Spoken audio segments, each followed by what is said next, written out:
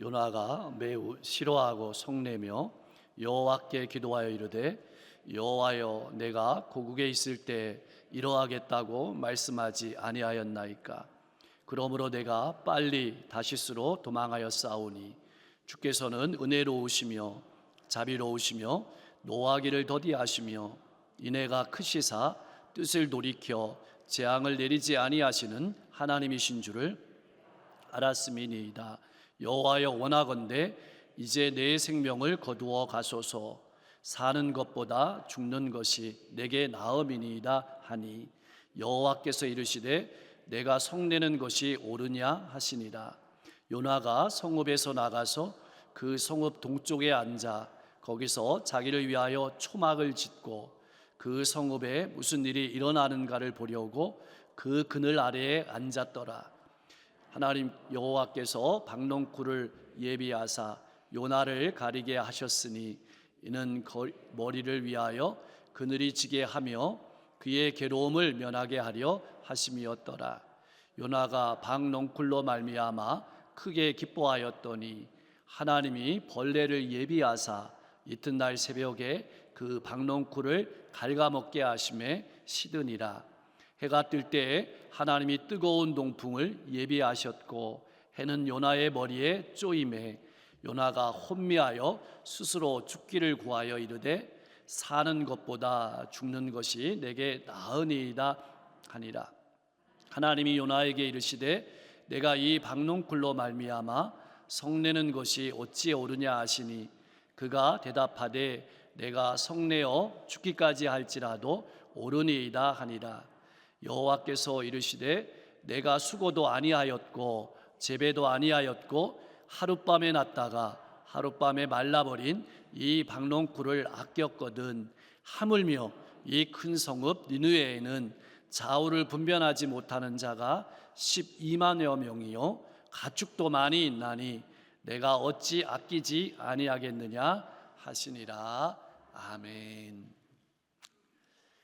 하나님께서 예언자 요나에게 이렇게 말씀하셨습니다.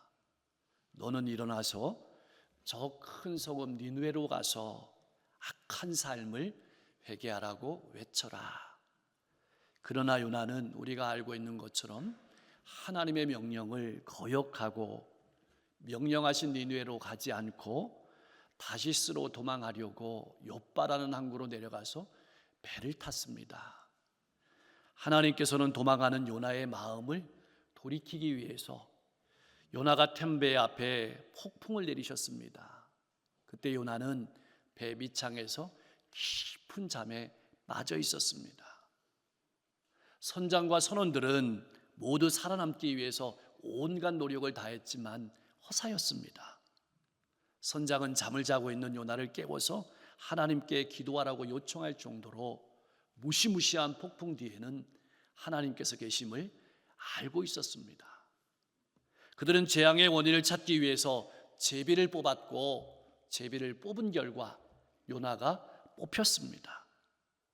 그들은 이 폭풍의 원인이 무엇이냐고 요나에게 물었습니다.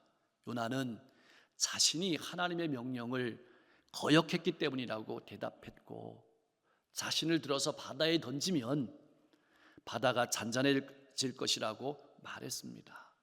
그렇지만 선장과 선원들은 듣지 않고 힘써 노를 저어서 배를 육지에 데리려고 부단히 애를 썼지만 도저히 어쩔 수 없어서 요나를 바다에 던졌더니 바다가 잔잔해졌습니다. 그러나 요나의 인생이 거기서 그렇게 끝난 것이 아니었습니다. 하나님께서는 요나를 위해서 물고기를 예비하셨고 요나를 삼키게 하셨습니다. 요나는 물고기 뱃속에서 3일간 머물면서 하나님 앞에 기도했습니다. 다 끝난 것으로 생각된 자신의 인생을 구해주신 하나님의 은혜에 감사의 기도를 드렸고 하나님께서는 요나의 기도를 들으시고 물고기로 하여금 요나를 육지에 토해내게 하셨습니다. 그리고 하나님의 말씀이 다시금 요나에게 임했습니다. 저 큰 성 니느웨로 가서 다시금 말씀을 전하라. 요나는 하나님의 말씀에 순종해서 하룻길을 걸으면서 이렇게 외쳤습니다. 40일이 지나면 니느웨가 멸망한다. 무슨 말일까요? 회개하고 돌아오라는 메시지였습니다. 그랬더니 니느웨 왕과 모든 백성들이 회개했습니다. 이에 하나님은 니느웨를 멸망시키려는 뜻을 돌이키셨습니다. 니느웨 사람들은 심판을 받지 않아서 기뻤고 하나님은 심판을 내리지 않아서 기쁘셨습니다. 아마 단 몇 개의 단어로 이렇게 엄청난 성과를 거둔 설교는 없을 것입니다. 모든 사람이 행복해하는 순간에 니느웨 도성 한편에는 입이 잔뜩 나온 한 사람이 있었습니다. 바로 하나님께서 예언자로 보내셨던 요나였습니다. 얼마나 입이 나왔는지 잘 표현하는 말이 1절의 말씀입니다. 이렇게 기록되어 있습니다. 매우 싫어하고 성내며. 이것이 하나님의 용서에 대한 요나의 반응을 나타낸 말입니다. 하나님의 사랑에 대한 요나의 반응을 나타낸 말이 바로 이 말이에요. 히브리어 본문을 보면 이 성냈다는 표현을 불쾌했다고 표현하고 있습니다. 니느웨의 심판이 내려지지 않은 것이 요나에게 불쾌했고, 니느웨 사람들이 악한 길에서 돌이킴으로 하나님이 니느웨의 심판을 내리지 않은 것이 요나에게 불쾌한 일이었다고 해석을 합니다. 다시 말하면 하나님의 연민, 하나님께서 측은히 여기심이 요나를 가장 불쾌하게 하는 것이었습니다. 니느웨 사람들은 하나님의 자비를 받을 자격이 없다고 생각한 것입니다. 설령 회개했더라도 용서는 결코 있을 수 없는 일이었습니다. 또한 성내며라는 뜻은 악하다는 뜻을 가지고 있습니다. 무슨 말일까요? 이스라엘 민족에게 큰 아픔을 준 니느웨 사람들이 회개한 것, 그리고 하나님께서 그 니느웨를 용서한 모든 것이 요나에게는 악한 일이었습니다. 그래서 요나는 매우 싫어하고 성냈다고 표현하고 있는 겁니다. 한번 여러분 생각해 보십시오. 하나님께서 우리 가족에게 먼저 은혜를 베풀어 주셔야 되는데 우리 가족을 망하게 했던 원수 같은 사람이 오히려 더 큰 은혜를 받았습니다. 머리로는 받아들일 수 있을지 몰라도 마음으로는 감당하기 어려울 겁니다. 요나는 저 잔인한 니느웨 사람들은 용서받으면 안 된다고 생각했던 겁니다. 사랑하는 성도 여러분, 나는 어떻습니까? 내가 싫어하는 사람이 잘 되는 것을 보는 것보다 힘든 일은 없을 겁니다. 내게는 그런 사람이 없습니까? 2절을 보면 요나는 분노와 역겨움으로 가득 차서 주님께 감정 섞인 얘기를 마구 쏟아냅니다. 이렇게 얘기할 수 있습니다. 내가 이럴 줄 알았습니다. 그래서 내가 예언자 안 하려고 도망쳤는데 지금 어떤 일이 일어났는지 한번 살펴보세요. 요나는 단순히 심판을 선언하는 사역이 싫어서가 아니고 그들이 돌이켜서 회개함으로 하나님의 용서를 받을까 봐 그것이 싫어서 그 명령을 거부했는데 결국은 자기가 싫어하는 일들이 눈앞에 딱 벌어지니까 하나님께 분노를 나타낸 겁니다. 도망했다는 표현은 적군에게 목숨을 잃지 않으려고 필사적으로 도망쳤다는 표현입니다. 이 도망했다는 말 표현 속에는 요나가 얼마나 하나님이 니느웨에 긍휼을 베푸시는 것을 싫어했는지 나타내는 표현이기도 합니다.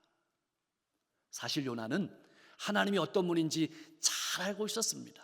2절 하반절에 나오는 말씀이거든요. 은혜로우시며, 하나님은 은혜 받을 자격이 없는 분까지 사랑하는 분인 줄 알았습니다. 자비로우시며, 이 자비라는 뜻은 자궁을 나타내는 말입니다. 어머니의 관심과 사랑을 나타내는 말인 거죠. 하나님은 어떤 사람이라도 관심과 사랑을 가지신 분인 줄 알았습니다. 노하기를 더디하시며, 하나님은 노하기를 더디하시는 분인 줄 알았습니다. 근데 이 말의 뜻이 재미가 있어요. 노하기를 더디한다라는 뜻은 긴 코를 가졌다는 뜻이라는 거예요. 아마 당시의 사람들은 코가 길면, 사람이 화를 내면 코에서 열이 나는데 코가 길면은 열을 더디낸다고 생각했는가 봅니다. 하나님께서는 성을 더디내시고 인자가 많으시고, 인자가 많다는 것은 약속을 지키시는 분이다. 그리고 누구라도 회개하면 용서하는 분이다 라는 뜻이 인자하신다는 뜻입니다. 또한 재앙을 내리지 않는 분임을 알았습니다. 그렇다면 왜 요나는 하나님의 성품에 대해서 잘 알고 있으면서도, 하나님이 이런 분인지 잘 알고 있으면서도 삶에서는 받아들이지 못했을까요? 왜 우리는 하나님이 이런 분인지 잘 알면서도 삶으로는 받아들이지 못하는 것일까요? 혹시 이 모습이 우리의 모습은 아닐까요? 머리로는 되는데 가슴으로 안 되는 일들이 참 많지 않습니까? 그래서 머리에서 가슴까지의 거리가 세상에서 가장 먼 거리라고 말하고 있는 겁니다. 요나의 불평은 끝날 줄 모릅니다. 3절 말씀에 보니까 원하건대 이렇게 표현을 썼어요. 제발 니느웨를 멸망시키게 해달라는 표현인 거죠. 사는 것보다 죽는 것이 낫습니다. 그는 하나님의 말씀을 전하는 사람이면서도 하나님의 뜻보다는 자기의 생각을 고집하고 있는 것입니다. 그래서 요나는 너무나도 실망해서 살아야 될 어떤 이유도 발견하지 못했습니다. 하나님은 세상 사람들에게 관심을 가지고 있는 반면에 요나의 관심은 오직 자신이었습니다. 내 뜻대로 안 되면 죽여달라고 하는 겁니다. 이런 요나의 폭발에 하나님께서는 이렇게 말씀하십니다. 내가 성내는 것이 옳으냐? 세상을 통치하시는 분은 하나님이시기 때문이죠. 사실 어떤 사람이라도 자신이 기대하는 것과 하나님이 이루시는 일 사이에 차이가 있더라도 결코 화를 내어서 하나님께 되물을 수는 없습니다. 요나는 자신도 불순종의 대가로 죽을 수밖에 없는 인생이었지만 하나님의 은혜로 구원받았다는 사실을 까맣게 잊어버리고 있었습니다. 나는 어떻습니까? 그 은혜를 기억하면서 살아가고 있습니까? 참으로 우리가 믿는 하나님은 너무 좋으신 하나님입니다. 이야기가 끝나면 4절 여기서 끝나야 되는데 요나는 참 끈질깁니다. 그런 요나를 묵묵히 지켜보시면서 실물로 교육하시는 하나님의 은혜는 참 놀랍습니다. 이분이 우리가 믿는 하나님이십니다. 왜냐하면 하나님을 괴롭게 한 것은 니느웨가 아니라 요나였습니다. 어쩌면 하나님을 괴롭게 하는 것은 세상보다 우리일 수도 있습니다. 그러나 지금까지 하나님은 벌어진 일에 대해서 아무 말씀 안 하십니다. 한 말씀도 하지 않으십니다. 요나가 하나님의 명령을 거역하고 다시스로 도망한 일, 물고기를 통해서 살리신 일, 물고기 뱃속에서 기도했던 일, 아무런 말씀을 하지 않으십니다. 하나님은 요나의 현재에 관심이 있으십니다. 우리들도 마찬가지입니다. 우리의 과거에 대해서 묻지 않으십니다. 우리의 현재에 대해서 관심이 있습니다. 하나님께서는 요나가 스스로 깨닫기를 원하고 계셨던 겁니다. 5절 말씀에 보면 앉아라는 표현이 있습니다. 요나는 니느웨 성이 얼마나 멸망하기를 원했는지 알 수 있습니다. 요나는 하나님의 질문에 대답하지 않았습니다. 내가 성내는 것이 어찌 옳으냐? 하나님과의 대화의 자리를 일방적으로 떠났습니다. 자리를 옮겼습니다. 그리고 거기에다가 초막을 지었습니다. 요나가 집을 짓지 않고 초막을 지었다는 것은 곧 자기가 기대하는 일, 니느웨가 멸망할 것이 가까웠다고 확신했기 때문입니다. 그래서 무슨 일이 일어나는가 보려고, 다시 말하면 요나는 하나님이 용서하기로 작정하셨음을 알고도 자신의 뜻이 이루어지기를 바라고 있는 것입니다. 그래서 요나는 주의 깊게 관찰하고 있습니다. 요나는 이런 기대를 가지고 있었습니다. 니느웨 사람들은 지금은 회개했지만 곧바로 다시 악한 길로 돌아올 거다. 그리고 나는 그들이 소돔과 고모라처럼 멸망하는 것을 보고 싶다. 마치 우리가 드라마에서 악한 사람이 망하는 것을 보고 싶은 것처럼 요나는 그런 기대를 가지고 그늘에 앉아있는 바로 그때 하나님께서는 요나를 위해서 실물로 교육을 준비하신 겁니다. 니느웨를 회개시킨 하나님께서는 이제 그 방향을 돌리십니다. 예언자 선지자 요나에게 그 관심을 돌리십니다. 6절 말씀을 보면 이렇게 자신을 힘들게 하는 요나를 위해서 박농쿨을 예비하셨습니다. 그래서 요나를 뜨거운 햇볕으로부터 보호하신 겁니다. 요나는 박농쿨로 말미암아서 기뻐했다. 이 말씀의 뜻은 최고로 기뻤다는 뜻이에요. 더 이상 기쁨이 없었다는 겁니다. 그런데 아이러니하게도 요나는 자신의 안식 때문에, 자신의 편한 것 때문에 기뻐한 것이지 니느웨 백성들이 하나님의 심판으로부터 구원받는 것에 대해서 기뻐한 것이 아니었습니다. 그런데 문제는 아직까지 자신의 문제가 무엇인지 요나가 깨닫지 못하고 있는 겁니다. 나는 무엇 때문에 기뻐하며 무엇 때문에 살아가고 있습니까? 내 인생의 가장 큰 기쁨은 무엇입니까? 하나님께서 또 준비하십니다. 이번에는 벌레를 준비하셨어요. 그래서 박농쿨을 갉아먹어서 시들게 하셨습니다. 그늘이 사라지게 한 것이죠. 또 하나님께서는 뜨거운 동풍을 준비하셨습니다. 그래서 요나의 머리에 내려쬐게 하셨습니다. 그러자 요나가 스스로 죽기를 간구하면서 이렇게 말했습니다. 사는 것보다 죽는 것이 내게 낫겠습니다. 한번 여러분 생각해 보십시오. 정말 죽기를 원한다는 말일까요? 정말 죽기를 원한다는 말일까요? 자기 마음에 들지 않아서 못 살겠다는 말일 겁니다. 어쩌면 우리가 죽고 싶다는 말도 내 마음에 들지 않아서 못 살겠다는 말일지도 모릅니다. 사랑하는 성도 여러분, 나는 어떻습니까? 내 마음에 들지 않아서 힘들어하는 삶은 아닙니까? 생각해 보면 요나가 만난 사람들은 삶을 사랑했습니다. 선장과 선원들은 죽음보다 삶을 택했습니다. 살기 위해서 적극적으로 부단히 노력했습니다. 요나도 살리려고 했고 배도 건지고 싶어서 안간힘을 썼지만 어쩔 수 없어서 요나를 바다에 던졌습니다. 니느웨 사람들도 요나의 말을 듣고 회개했습니다. 그런데 반면에 요나는 정의를 더 사랑했습니다. 자신의 생각을 더 사랑한 것이죠. 무슨 일이 있어도 니느웨는 하나님의 정의에 따라 심판받아야 된다고 생각했습니다. 사람은 보이지 않고 자신의 주장만 보인 것입니다.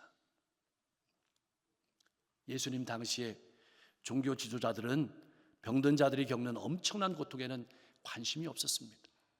그들의 관심은 예수님께서 저 병자를 언제 고치느냐, 안식일에 고치느냐, 다른 날에 고치느냐.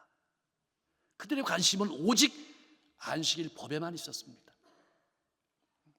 정말 중요한 본질인 사람을 놓치고 있었던 겁니다. 그때 주님께서 이렇게 말씀하십니다.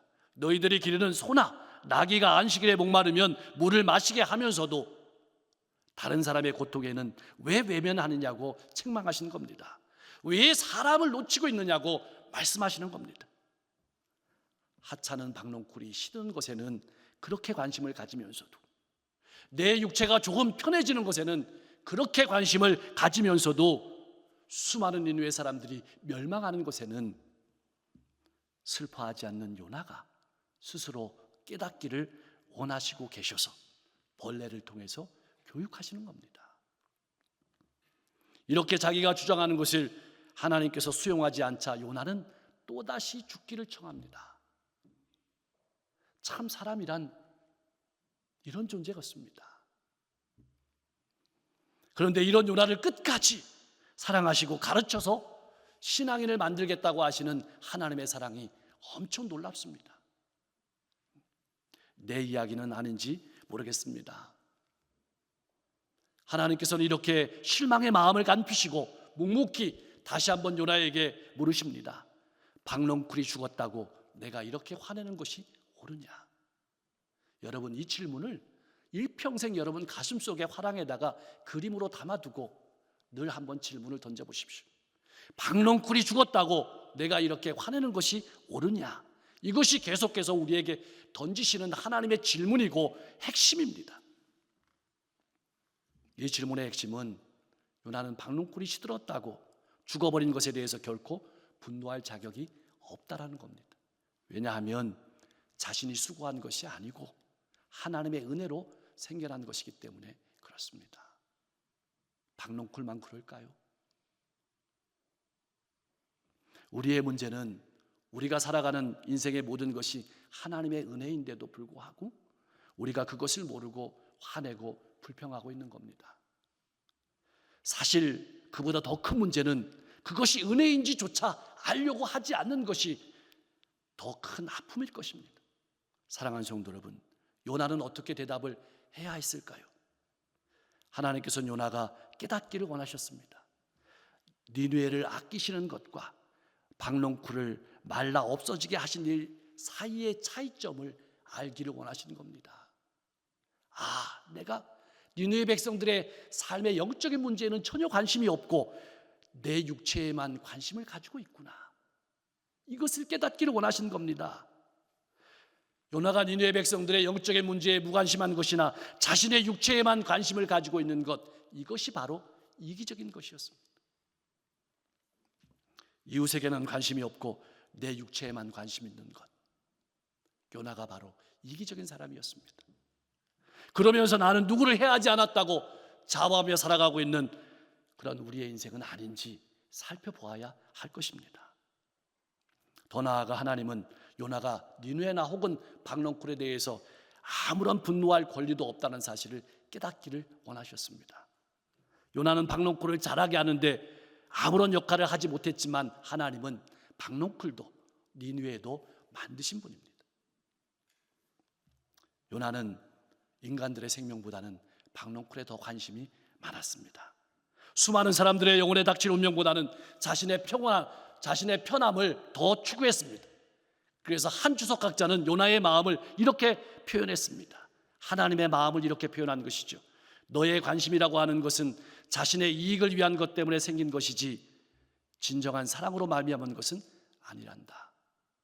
만일 정원사가 나무 한 그루를 돌보고 자라는 것을 지켜보다가 그 나무가 시들어 죽어가는 것을 바라보아야만 한다면 그 정원사의 마음은 어떠할 것 같으냐. 이것이 바로 니느웨에 대해서 내가 갖는 마음이다. 오히려 그것보다 더 절실한 마음일 뿐이다. 나는 니느웨를 위해서 한없는 정성을 기울여 왔고 내게 있어 그것은 곧 온 세상이다. 내가 그들의 멸망을 고민했을 때 내가 지닌 고통은 너의 고통과는 비교할 수 없을 만큼 큰 것이었단다. 이것이 요나에게 전하는, 우리에게 전하는 하나님의 마음입니다. 우리가 읽는 성경은 이런 하나님의 구구절절한 마음을 열어 보이신 책입니다. 사랑하는 성도 여러분, 오늘 이 시대에 우리의 아픔은 무엇일까요? 기독교가 많은 욕을 먹는 겁니다. 왜 그럴까요? 우리가 이 세상을 향하신 하나님의 뜻보다는 나에게만 관심하는 것 때문은 아닐까요? 나는 세상을 어떻게 바라보고 있습니까? 그런 면에서 보면 6절의 괴로움은 많은 의미를 내포하고 있는 단어입니다. 하나님께서는 요나의 신체적인 괴로움에만 관심을 가지고 계셨다면 박농쿨을 그렇게 빨리 시들게 하지 않으셨을 겁니다. 그늘을 계속 두셨을 겁니다. 그보다 더 중요한 이유가 있기 때문에 박농쿨을 빨리 시들게 하신 겁니다. 요나에게는 신체적인 괴로움도 컸지만 그거보다 더 큰 괴로움이 요나에게 있었습니다. 그것은 하나님의 은혜에 대한, 하나님의 자비하심에 대한 그의 불쾌한 마음입니다. 하나님의 은혜에 대한, 하나님의 자비하심에 대한 그의 불쾌한 마음, 악한 생각입니다. 그 사고방식이 요나에게 있어서 괴로움이었습니다. 여기서 건져내려고 하신 겁니다.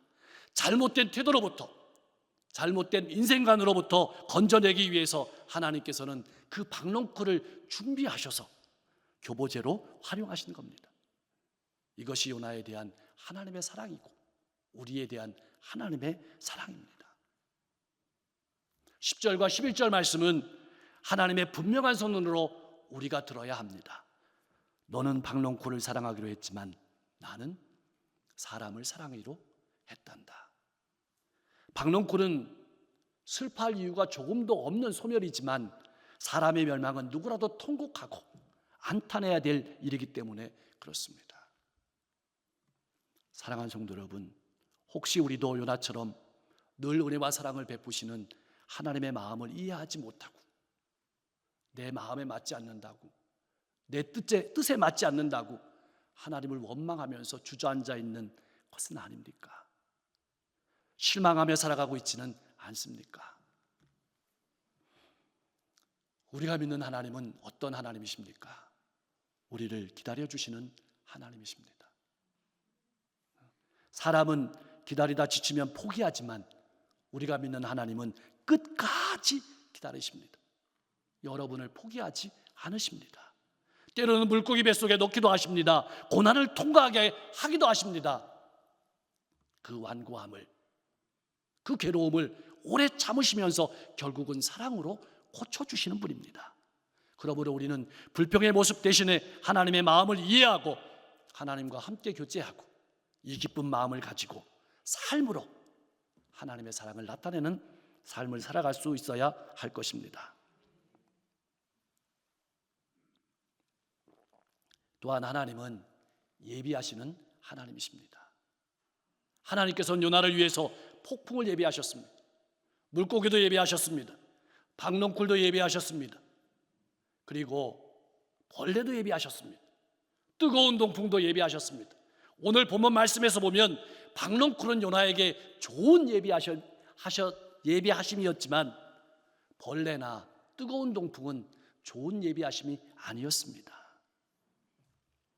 그러나 하나님은 벌레와 뜨거운 바람을 통해서도 하나님의 마음을 알려주십니다. 그러므로 우리가 살아갈 때 삶의 어려움을 통해서도 아버지의 마음을 배울 수 있는 여러분과 제가 될 수 있기를 소망합니다. 하나님은 아브라함의 아들 이삭을 살리시기 위해서 양을 준비하셨습니다. 우리를 죄와 죽음에서 구원하시기 위해서 예수님을 예비하셨습니다. 예수님께서는 우리를 구원하시기 위해서 자신을 내어주심으로 말미암아서 하나님의 사랑을 우리에게 나타내 보이셨습니다.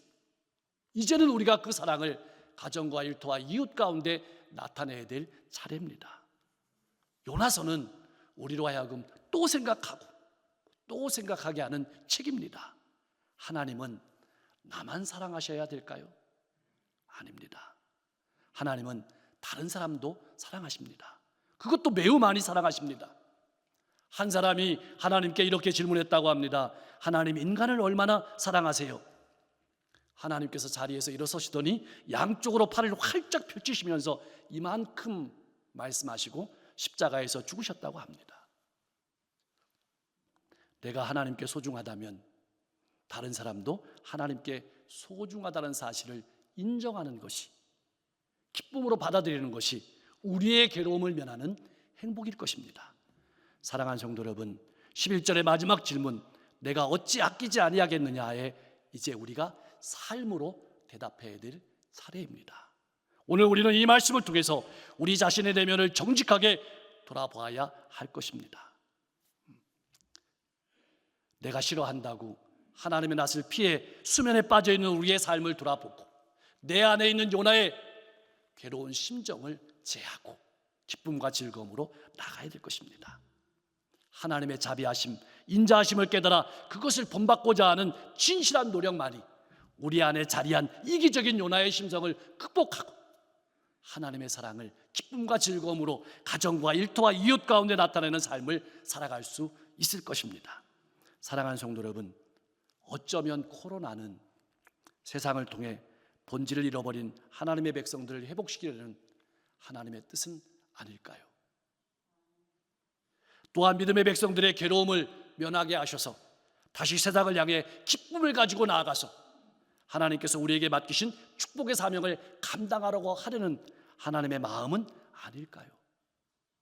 내가 어찌 아끼지 아니하겠느냐, 이제는 성도님들과 제가 대답해야 될 차례입니다. 오늘은 기도하기 전에 우리 이 말씀을 생각하면서 아버지의 마음 우리 같이 한번 찬송하겠습니다. 이 말씀을 생각하면서 아버지의 마음,